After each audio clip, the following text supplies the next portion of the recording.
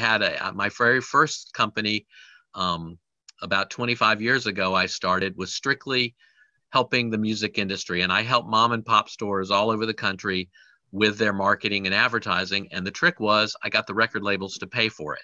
So the mom and pops didn't have to put a dime towards it. I was able to get the record labels to pay for everything. And I did that for 15 years, and I had a great time doing it. I love music. I still love music.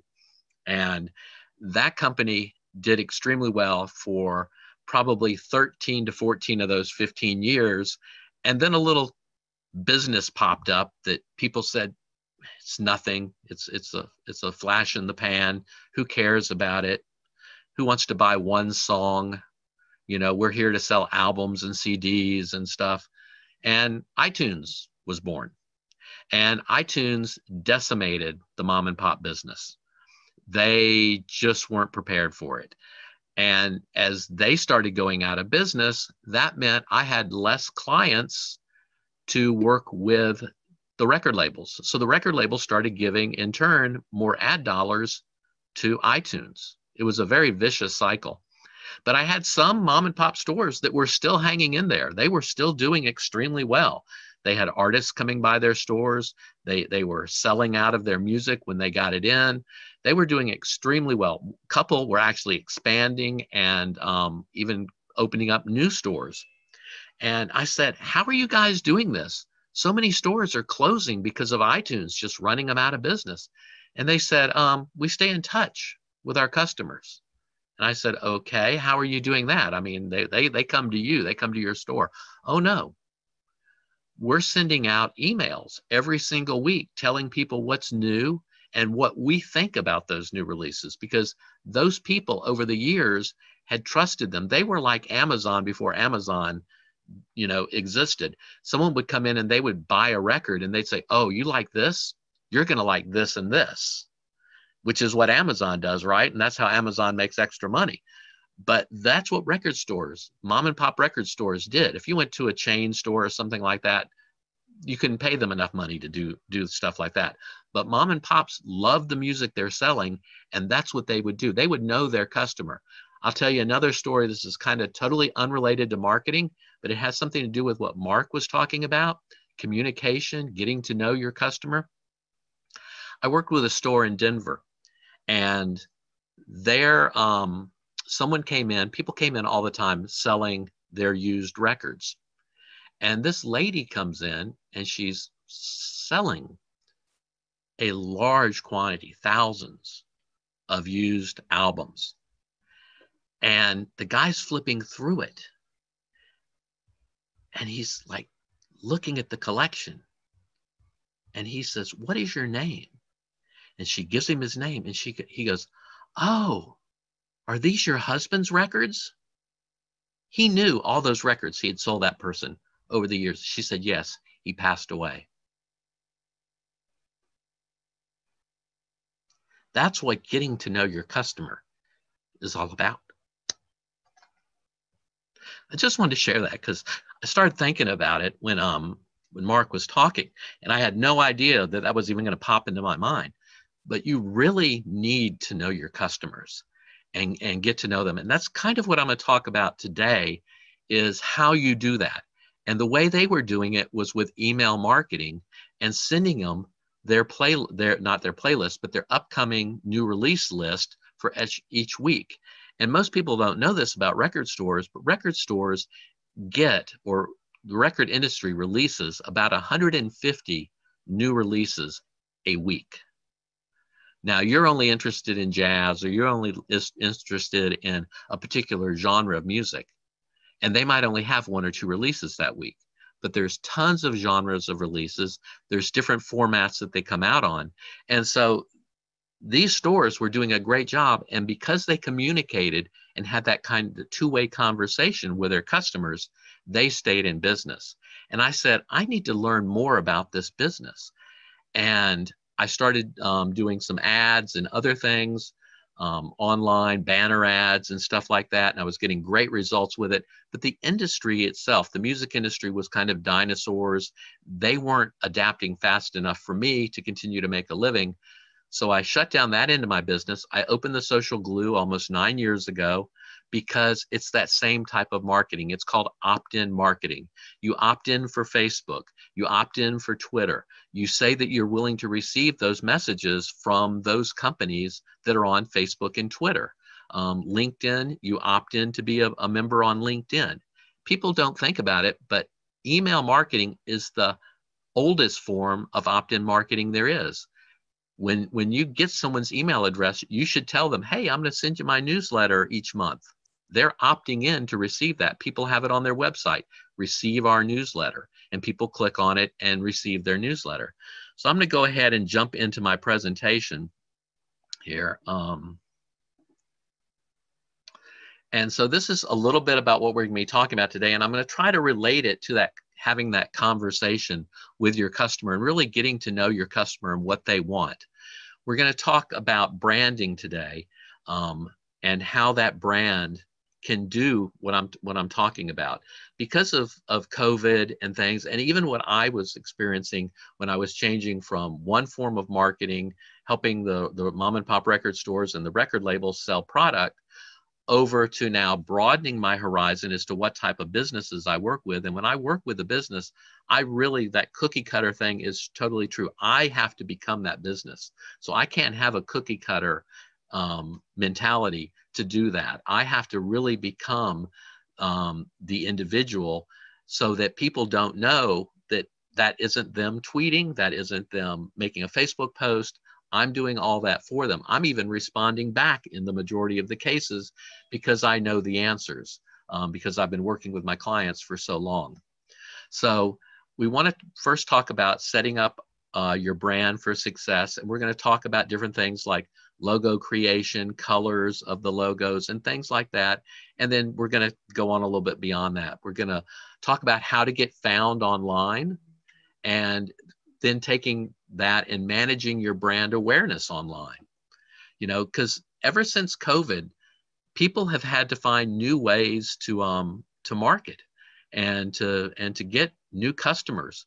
I don't know if you guys are familiar with Kevin O'Leary. If you know his name or not, you might know him as Mr. Wonderful on the Shark Tank. He's the guy that tells it like it is to people, even though they don't want to hear what he's saying. He doesn't mince any words. He just tells it like it is. If he doesn't like their product, he tells them. If he loves their product, he tells them. But he's involved with over 80 customers.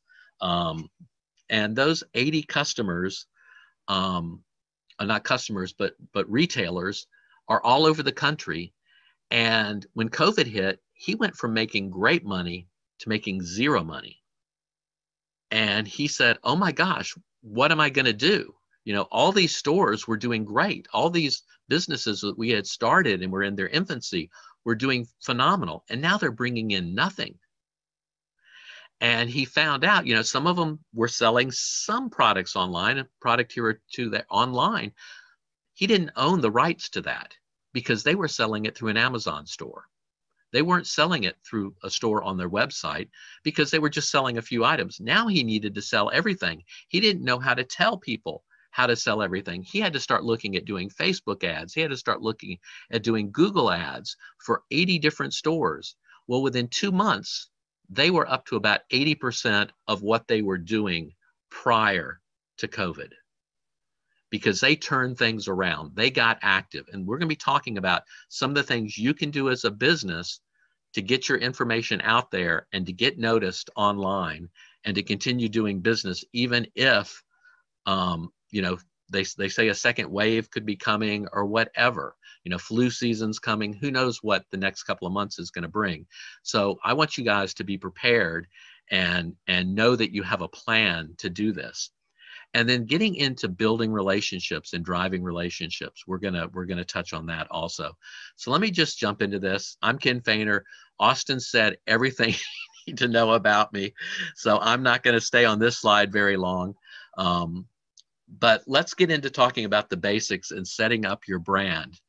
So what is your brand? You've got visual elements, you've got language and tone. When I'm working with a client, I will try to capture their tone And sometimes it takes a little while, but I try through getting to really know my clients to develop that tone so that when I type something into a comment section or something like that, they feel like they're talking with the individual they think they're talking with. I joke that I'm not an audiologist. That's someone who tests your hearing and stuff, but I play one online. They don't know that they're not talking to the doctor. When they ask a question, because I've been doing this for 9 years with audiological doctors, I can answer most questions. And if I can't, I can get an answer back to them. They still never know that they're not talking to me. I try to use their language and their tone for their patients. You've got customers and prospects. All of this is all well and good, and you might consider that part of your brand. But if you can read what's down below, and you've probably already read it, it has nothing to do with what you think your brand is or what you feel you're trying to do in your brand. Your brand is the perception that other people have of you. And you need to make sure you're on the same page as them. If you're trying to present yourself one way, but people are perceiving you another way, you need to realize that, find it out quick, and get them to understand who you really are. That's probably one of the most important things about branding you can ever do. Visual and all of that, you can be stunning, but if people have a different concept of you, you need to make sure that they have the concept of you that you're really trying to put forward. So speaking of the visual aspect, logos are probably the most common thing you think of when you think about a brand. It's something that you recognize. You hand somebody your business card, and if they're familiar with your logo, they're going to say, maybe you work with a larger corporation and they see your logo, they immediately recognize that logo. Maybe you're a small business though, and you hand it to them and they've seen it because maybe they've seen it on a chamber, being in a chamber or something like that, where they have logos posted and stuff. Maybe they've driven by your store and they've seen your logo. So they make that connection with you. And your logo can let people know what you're all about. And we're going to get into that. So it can influence people. Here are 5 tips when creating your logo. You want to look at incorporating your brand story. And the logo over on the right, you can see they're a cycling company. So they have a visual image of a bicycle. That's great. But they tell a little bit more information. They say, we've been in business for over 18 years, is what they're saying. We were established in 2002. So they're telling a little bit of their story with their logo. When you think about logos like the other one with the bicycle, you also have to think about the symbols that you're using. Do they portray your business properly? And then you have to talk about color. What color is right for you? And this is going to be just an overall arching, generalization in a way. But I think when you see this, you're going to kind of identify with a lot of these different colors. Red being energy, orange, cheerful, green, well-being, nature, peace, optimism, blue, dependability, which is what I use. I use 2 different shades of blue in my logo because I want people to feel like I'm dependable, and that I know what's going on, that they're comfortable with me. And then black, I'm currently working on a website for a gentleman. I do very little small websites. I don't do anything like what Mark is probably used to doing. I call my little sites call to action sites. He just needs a site. He's a photographer for real estate, and he just needs something where people can land and see what he's doing. And we're wanting to give that feeling of sophistication and luxury that he's going to give his clients. So we're actually going with a black and white theme. But if you look at the bottom, you're going to see like what types of businesses, and you can probably think about it. Restaurants and apparel. Yep, you've thought of it. You can think of restaurants that use red and apparel that uses red. Arts and crafts, health and fitness have a tendency to use orange, green for outdoors. Once again, I chose blue because I'm in the kind of technology business when it comes to online marketing. So blue fits there perfectly for me. And then consulting and business services tend to be black and white.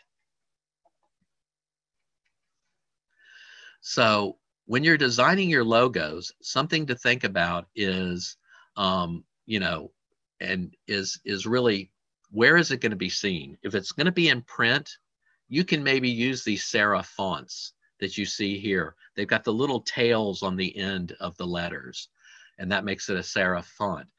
But if it's going to be online, you want to go with something more that's readable. Now, if it's a headline, bold headline, the serif font works online. But if it's just text that you're reading, you really want to go with something more along the lines of the sans serif, which is more blocked and closed, because online there's less eye strain when you use those types of fonts. And this goes to if you're building a website or whatever. Then you want to make sure that you don't get too many fonts going on in your logo, 2 max. And I'm just going to ask you real quick, and you can do a raise of hands or whatever that I can see. Which of these look more sophisticated for a fine dining restaurant? The first one, raise your hand if you think the first one looks, I see hands going up, or the second one. Yeah, I feel like the first one is more fine dining. The second one could maybe say family style or something like that restaurant. It's not quite as fine, but they kept it to the 2 font rule. Now, I know you're probably saying, Ken, you know, I'm not an artist. I can't design a logo.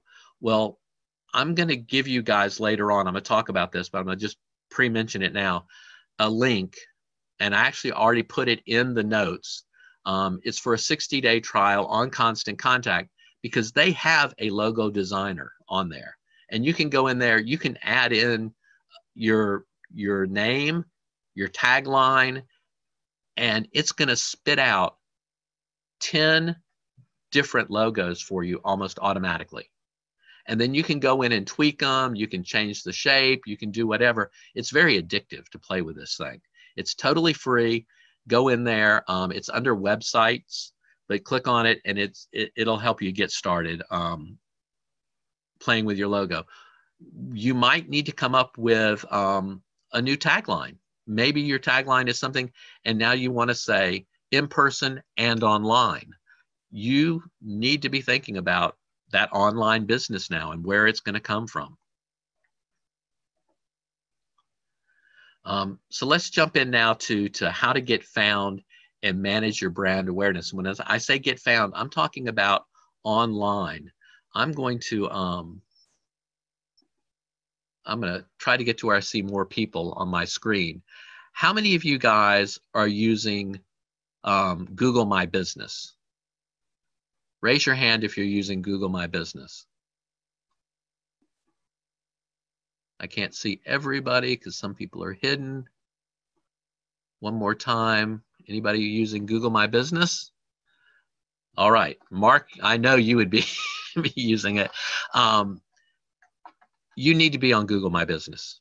If someone types in your name just for your website to come up, you know, that's all well and good, but they should find out a whole lot more about you. They should be seeing reviews. They should be seeing a lot of other stuff. Google makes that available. You need to go in and claim your Google My Business. They probably already have some of your information up there. You need to search in Google and find that Google My Business. And you'll know whether or not you have a Google My Business, because when you type it in over on the right-hand side of the search, there's going to be a whole little section about you going down the right-hand side. So one of the things you want to, one of the things you want to do is your website right now, and Mark can help you with these types of things, mobile friendly? It really needs to be. Someone just contacted me the other day, and I went to look at their website, and I'm like going, oh my gosh, what year was this thing made? You know, it needed updating bad. You're looking at the one on this screen here. Most people do a lot of their searching for stuff on the phone, whether it's reading emails or whatever. They're searching on their phone. And so you come up to a site like this, you're not going to stay there very long, because you're going to have to scroll left, you have to scroll right, you have to scroll up and down, you're going to have to pinch and zoom. Who wants to do that? So you need to make sure that your website is mobile responsive. You know, you can see here is here's a great example of one. You can kind of see it shapes itself differently. The menu becomes this little what they call a hamburger over on the right hand side. The three dashes is what they call a hamburger. And so you can see that things kind of adapt when it goes to your phone. If your website isn't adapting when people go to your phone, not only is it bad for the customer experience, the person you're building that relationship with, it's bad for Google. Google doesn't like that your site isn't mobile responsive or mobile friendly. So you want to make sure that your site is mobile responsive. Something you want to do is the 3 pages you really need to nail as a business. You need to nail your home page. It is your front door to your website. I like to say it's your welcome mat, really. It's the thing that is going to keep somebody on your page if they land there. If you don't have anything there, or it doesn't look good, or once again, it's not mobile friendly, people are going to move on to that next search item on Google, you know, the next business on Google. You need to also nail your about section. And, you know, we talked about tone and language. That about section should have that tone and language that you have. When someone reads it, they should be like, you know, if you've ever heard your favorite author write, or not heard them write, but you've heard them interviewed, and then you're reading their book later, you can kind of hear their voice. And that's kind of the way it should be. If they've been in your location or they've had a consultation with you, they should be able to hear your voice on your website. So try to capture that. Don't try to make it all flowery and not your own words. Try to use your own words, your own language, to make it feel real to people when they land on your site. And then the last thing you want to do is you want people to be able to contact you. So have a great contact page on there. And that includes having a Google map on there. You know, it's easy to get Google Maps and put them on your website. If you don't, we have Mark here. He's going to help you do that. He'll do it for you, but help you design that site so that you have, of course, your information, where you're located, how they can call you, an email address. And a lot of times I put on there also a contact us form so that people can just shoot you a quick message and say, hey, how many people do you allow in your store at a time? Or how are you social distancing? These are concerns people have today. Make it easy for them to jot you a note. You capture their email, which is great because you have to respond back to them, but it's also great for building your email list. So you want to make sure that you have all that information. You want a way for them to find you on Google Maps. The great thing about it is you put that Google map in there. If they're on their mobile phone, all they have to do is hit directions, and now they can get right to your location. You know, you want to answer people's questions on your website. You want to have your business hours, you know, your phone number. All that information should be on your website. Wherever you want to put that is fine. You can have a business hours page. Some people put it on the contact us page. You know, wherever you want to put it, you know, that's fine with you, but you need to include that information on your website. Nothing worse than having somebody drive all the way to your location only to find out you're closed on Mondays. You know, and then ask them to join your list. My website, and some people find this, you know, offensive or whatever, but my website, after you've been on my website for 15 seconds, I have a little thing come up that asks people to stay connected with me and to join my email list. And to get, I basically, I don't say join my email list. I basically put it, would you like to receive monthly tips on social media and email marketing? If so, you know, share your email address with me. And that's the way I put it. I give them a reason. I'm going to be giving them good tips and value every single month. And I have people that have joined my list, you know, 8 years ago, 9 years ago, and they're still getting my newsletter. And how do I know that? Well, they haven't opted out, you know, so I know that if I went through the list, but occasionally one of them will call me And they'll say, yeah, I saw you and I'm still getting your email and I see that you're now providing this service now. I would like to talk to you about getting that service. So email marketing is one of the best ways to stay in touch with your customers. I'm offering, if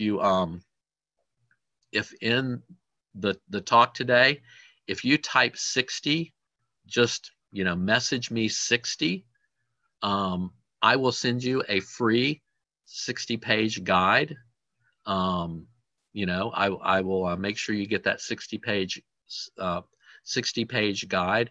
I'll either give it to Austin and he can email it out to you, or if I get your email addresses, if you want to put your email address in there with 60, that's fine. I will save it and I will send you a free 60-page guide, because I can't cover everything about online marketing today in this presentation, but I have a 60-page guide that I will send you that will fill in the blanks. What I'm trying to encourage you today is to just really think seriously about what you're doing online. So go ahead and just write 60, and if you would, your email address, and I will make sure that I get you this free 60-page guide. So another thing you want to do when you're online, besides the My Business pages on Google, you want to look at different directories that are online. There's a Yelp directory. There's a lot of different directories out there that you can be in and be on. And they're great places for people to leave reviews. The more of these places that you're on, the more Google learns about you. And you want Google to learn about you. But the catch is, when you're filling these things out, you have to claim the site as your own. You might get there and find out your business is already in there, but nobody's claimed it. That Yelp already knew about you, but you need to claim that location as your business. So make sure you do that on Google. If you get there and you see that your business is already in Google, you're going to have to claim it. So make sure you do that. And Google will tell you the process to do that. But one of the keys for being on these different directories is you need to be consistent. You need to have the same name, of course, the same address. And when I say that, I don't mean, it's real easy, and you're going to think some of this is very trivial, but it's very, very important to be consistent all the way down to if it's street or road or lane, and you can't, if you abbreviate it one place, you need to abbreviate it everywhere. You really need to have it, if you say street and you write it out, everywhere you do this, you need to make sure it is the same, because Google is smart, but it's easy to confuse Google. If in one place you put a suite number and in another place you don't, Google may not see you as the same business. So when somebody gives you a review over on one site and someone else gives you a review on another site, Google may not connect those two dots that it's the same business. But the more that you get Google to understand your footprint online, the more Google's going to pull in information about you and help you with ranking and other things like that. But you really have to be consistent. Make sure your phone numbers are the same. Don't put down a mobile number one place and a landline another place. Make sure you're consistent with all of this. And then most of these have different categories of what type of business you are. Be consistent there also. The catch is, sometimes it's not always easy. When I started doing some of this stuff, Google's didn't have near the amount of categories. They've increased the amount of categories that they have now. It used to be hard sometimes to find the category you fit in, but most of them over the years have gotten to where they have very similar categories, if not the same category. So let me go here. And then encourage people to write reviews. And this gets back to email. If you can say to people when they've had their first experience with you or whatever, if you can say, hey, I would love if you would give me a review on Google, or I would love if you'd give me a review on Yelp. I'm going to send you my link, send you links to both of those, and you just choose whichever one you would like to make the review on, or wherever you want them to make a review. It could be on Facebook. You could send them all three links. they can go on. You might get 3 reviews. You might just get 1 review. But if you don't ask, you're going to get 0 reviews. And the more reviews you get, the more serious Google's also going to take you. And I was talking to a person the other day, and I said, yeah, it was on your LinkedIn page. Now, this has nothing to do with reviews, but I said, you have 27, recommendations here. And he had no idea. People had been coming there, they'd done business with him, and they were writing him recommendations. He wasn't even paying attention to it. And I'm saying, people are saying great things about you. You should be proud of that. You should be using some of these on your website, that type of thing. I was trying to give him some help because he wasn't even aware that he had had these great reviews. So go ahead, get involved with Google, Yelp, and claim those sites, and then encourage people to make reviews, and hold on to those email addresses because they're valuable. Hold on to them. Stay in touch with them and start using them for your marketing. So we're going to switch a little bit over. This is still online and how to reach out to people. You've got social media, right? Twitter is a great place to do customer service. A lot of big businesses use Twitter mainly for customer services. And what they do is they look for the hashtag with their name in it. They've got that. Anytime someone uses the hashtag of that business, it comes up and they read it. And if it's something negative, they reach out to the people right away to make sure that situation gets rectified. They don't want bad stuff out there about their business, something sliding through the crack. So even if you're not using something like Twitter for customer service, you should still monitor it to make sure people aren't saying something negative about you out there that you need to know about. When it comes to social media, you don't have to write all the content yourself. You can share other people's content. If they're in the same industry, do that. It saves you a lot of time and effort when you share someone else's information. Plus, it might be a fellow, someone in the same industry that you've been wanting to get together with. You share their information, and next thing you know, they're contacting you and say, "Hey, thanks for sharing that for me. I really appreciate that." And you develop that relationship there also. So it's not always just business to consumer; it can be business to business also. You can help out a fellow business partner. And don't post the same thing on every channel. Now that can be a little, difficult. If you don't know, Twitter is very limited in size. They have doubled the size of what you can post, but they still talk about it as characters, not words, but characters. You're limited, I think, to 280 characters now.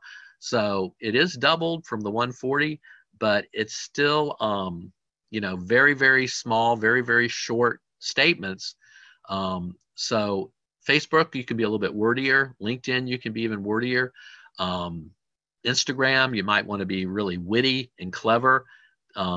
Description, very short. So each social media has its own flavor. And it's kind of a pain to pop on Twitter, write one thing, go over to Facebook and write another thing. I'm going to throw Constant Contact into the mix again. They have a tool. It's totally free. Once again, if you're a Constant Contact user, you can go on and post through Constant Contact to Facebook, Twitter, LinkedIn, and Instagram. And the great thing is you can post one post and send it all out to all those at the same time, or you can go in and actually tweak each different one and then schedule it to go out at the time you want it to go out at. So I'm in my final stretch here. I hope you guys are getting some good information out of this. I'm getting to the thing I really would like to talk about, and that's building the relationships. I've told you about how to get out there and make yourself more visible by having a good logo, the right colors to use, those types of things, so that people recognize you when you're online. Also, now I've told you a little bit about how to get found and how to manage that brand through these different directories and even your own social media.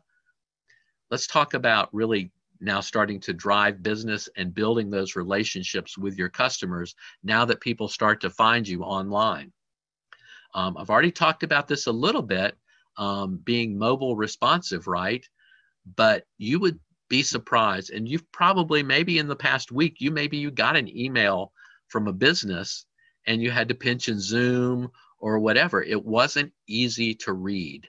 If you're doing email marketing, you need to make sure that you're using an email marketing company that makes everything mobile responsive. And I don't really know of one right now that doesn't. Of course, I'm a fan of Constant Contact, and I think they do the best job, but it needs to be mobile responsive.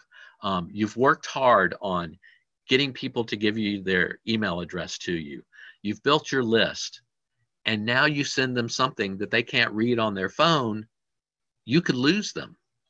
85% of people who get an email they can't read will throw that email in the trash right away, but 35% of those people will also unsubscribe. They won't give you a second chance. So maybe someone gives you a second chance or a third chance. Eventually, your chances have run out with them. So please make sure email marketing that goes out is mobile responsive. You should not have to pinch and zoom to read it or any of those things. Something that I do for clients, I build a branded master template for them. So when they start, they're starting with a template where all they have to do is maybe drop in a picture, a couple of lines of text, and put a link to their call to action or whatever. Very, very simple type of thing. And then I show them how to really use the template, because there's different ways to build the templates and different ways to use the templates. You might have different types of campaigns. Over on the left here is an old style newsletter. As you can see, it's a ton of text. While I'm not really pleased with this newsletter, it's the one in my example here.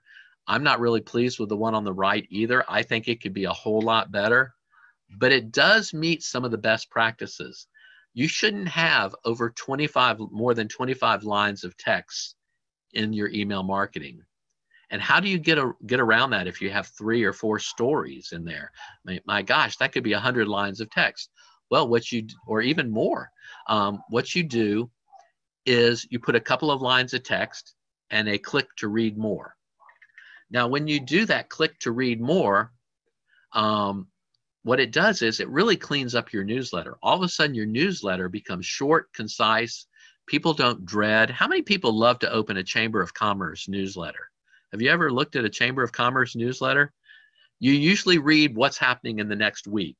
And maybe if there's an event coming up a few months down, you might scroll down to it real quick. But they go on forever, But they usually at least do use click to learn more links in there also. But way too much information. But that's a chamber. A chamber is kind of a different beast. But for you want to keep it less than 25 lines. So by using that read more button, you make your email look really manageable. People don't, when they comes in their inbox, they think, oh, I can read that email. My emails that I send out, people can read in less than a minute. They're not going to have to invest a lot of time. So the next thing I want to say about the click to read more, you learn what people are interested in, because you can look at which links get clicked on the more.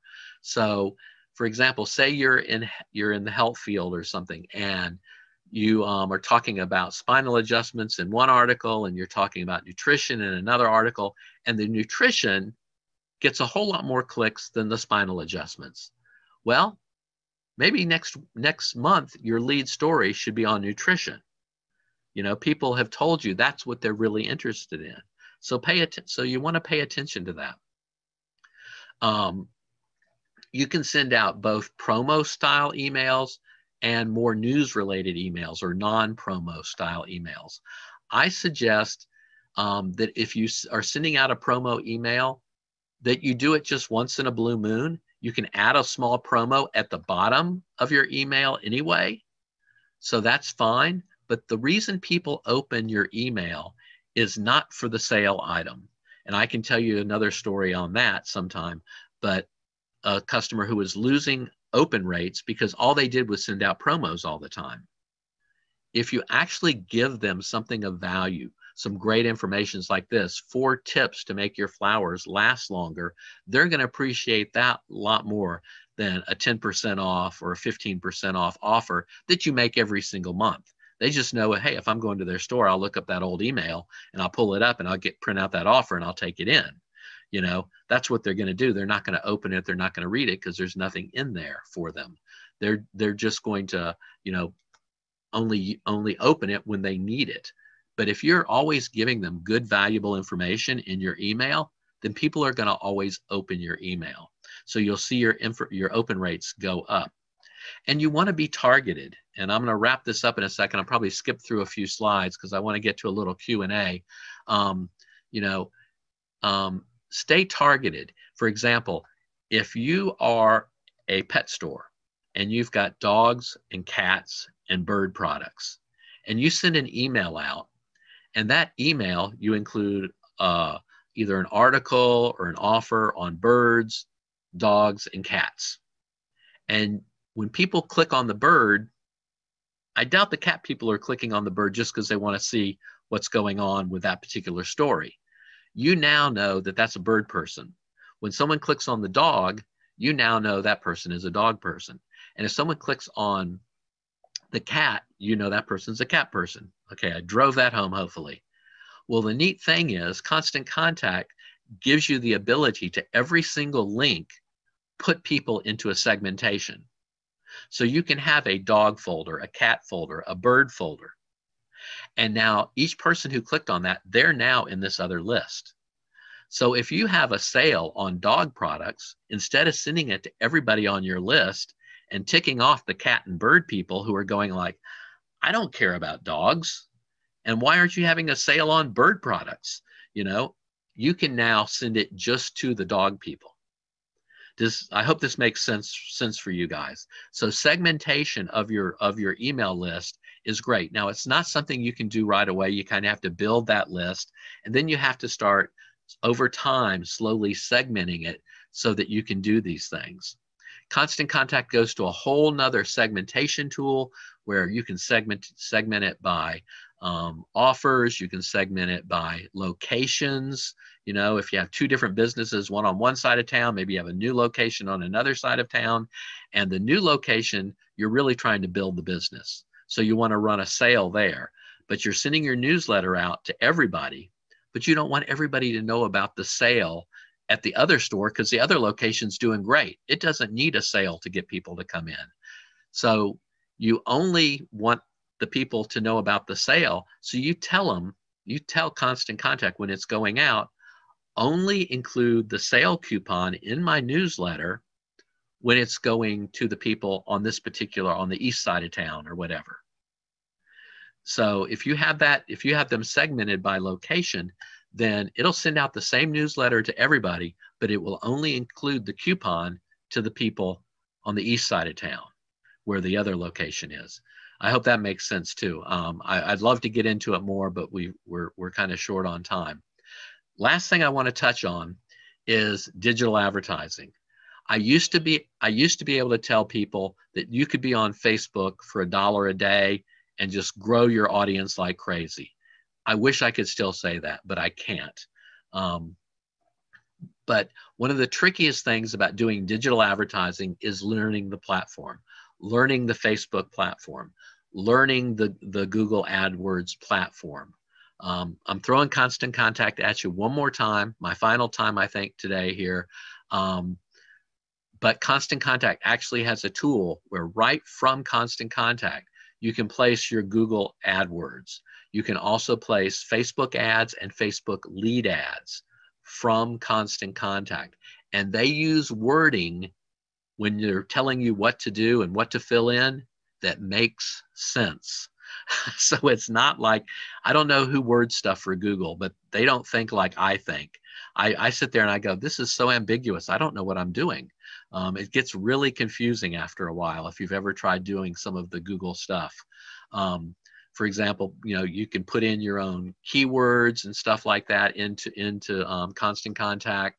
All that stuff is taken care of They ask you all the questions you need to do to run a successful campaign. Here they recommend that you plan to run about $100 in a week.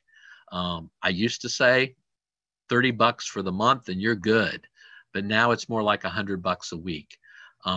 You know, and consider a good, strong call to action. You know, you want to have a great product. I had a client one time that they gave me all their stuff they couldn't sell and they wanted me to sell it for them.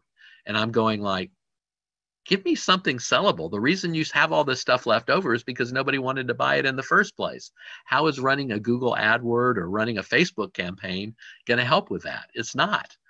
These are things you couldn't sell in the first place. You're just kind of throwing good money after bad. So make sure you have a really good product, because the idea is you want people to learn about you, that you want people to try your products, and then you want people to, you want to be able to reach back out to them and get them to be an ongoing customer. So, you know, consider your strong call to action and plan to run your first campaign for about a week.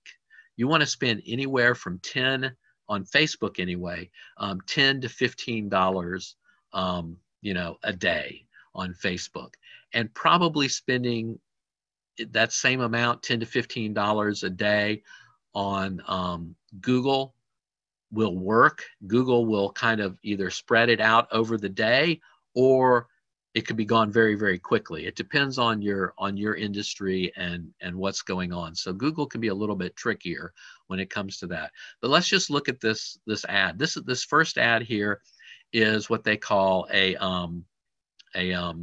lead ad from Facebook.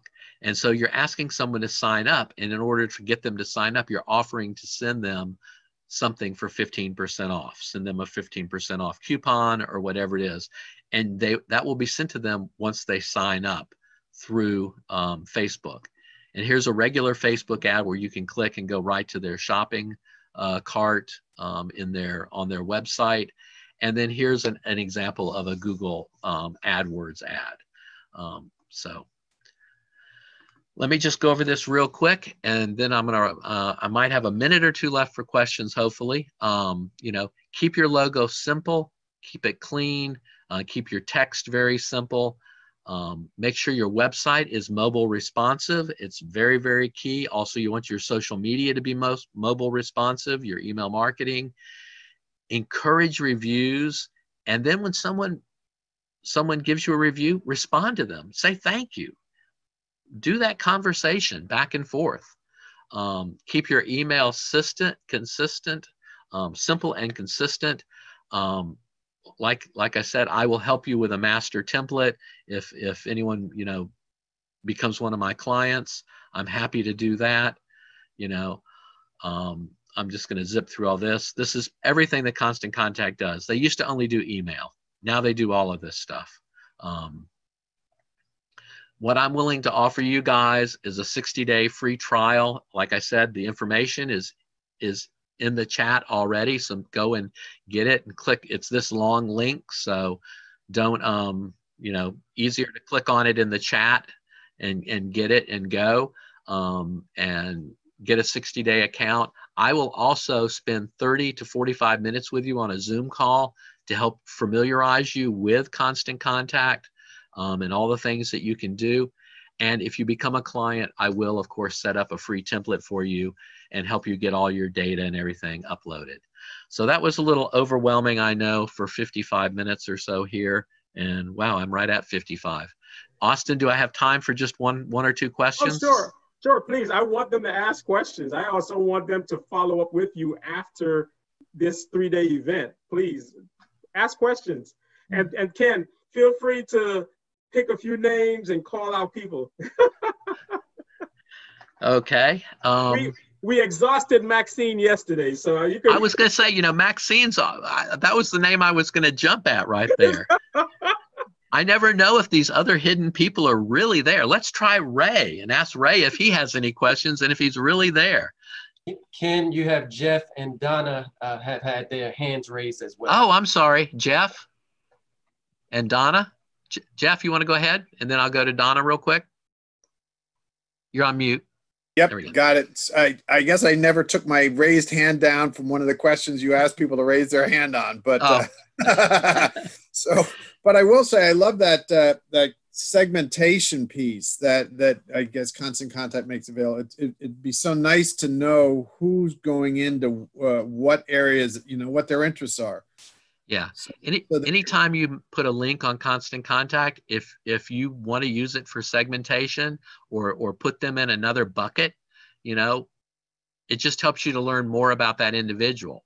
So if you ever click on their contact information, it will actually tell you what buckets they're in from the things they've clicked on. So that can also help you also. Nice. Thank you. Did you say Donna? Yes, Donna. Donna? Oh, actually, I did the same thing. I didn't take my hand down from the other question, but no, great presentation, and also, a lot of things that you was talking about. I was like so proud because I've actually done a lot of things. With the good deal. With the video, as far as my website being very mobile friendly. Because matter of fact, I reached out to my website developer a couple of weeks ago. When I noticed I was on my website on my phone, I was like, wait a minute, it's cutting off my letters. What's going on? I said, this is what people are looking at. You got to fix this. So yeah, so that great job. Well, I'm glad you caught that. I have a question. Yes. Is snail mail dead? No. I actually, I did a talk with Radio X, those folks, and he sent me a thank you card, and the thank you card was even specialized, had my logo on it, picture of me on it, and said, thank you for being on my program, and a nice little comment, handwritten comment from him. I liked it so much I put it on all my social media. I thought it was very nice of him to do. And so I put it on my LinkedIn, I put it everywhere. And of course I linked back to my interview because I'm kind of a glory hound that way, I guess. But, no, I just thought it was very nice. So no, snail mail, I wouldn't say is dead, but the great thing about email marketing is that you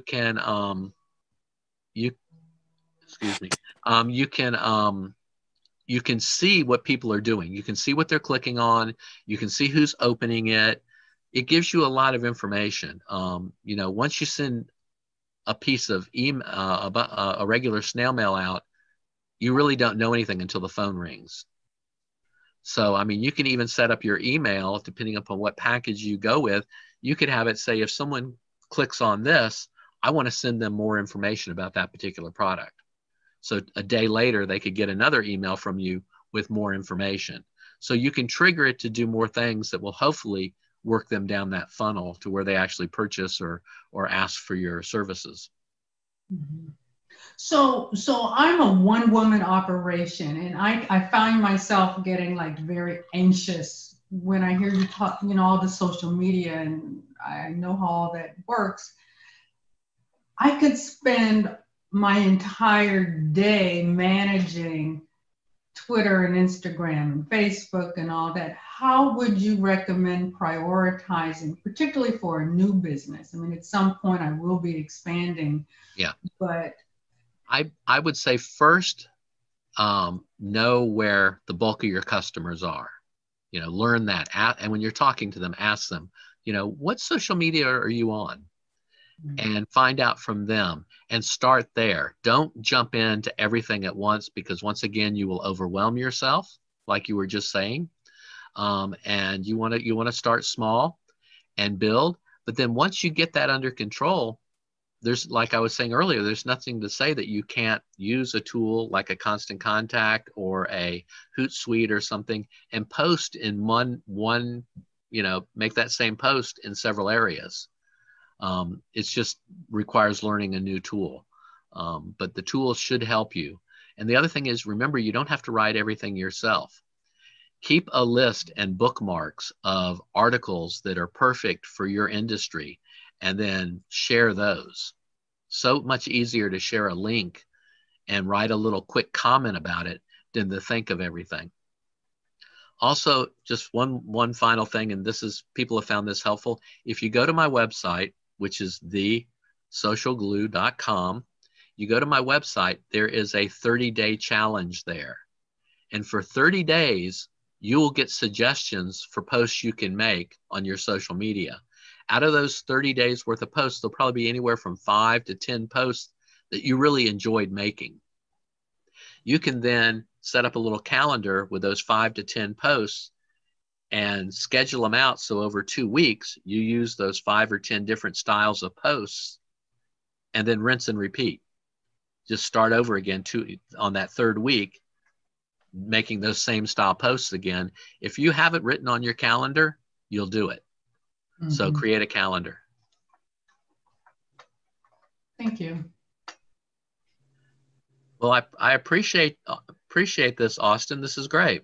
Yes, thank you, Ken. I appreciate you. I appreciate the knowledge you brought this morning, the insight that you brought forward to the entrepreneurs on this call. You know, as Glenn Christian stated earlier, it's all about value. And, you know, I value you as a consultant and the information that you have imparted on us this morning. Very great. Thank you. Very great.